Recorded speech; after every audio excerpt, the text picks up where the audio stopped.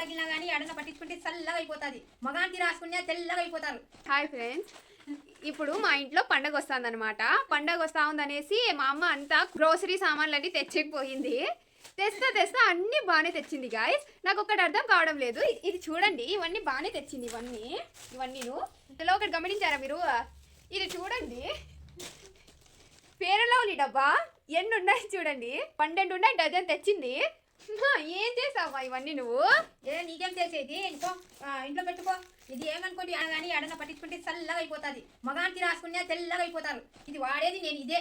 ఏంది రాసుకుంటావు? అది ఇది అంతా బాగున్నావు. ఇది రాసుకో.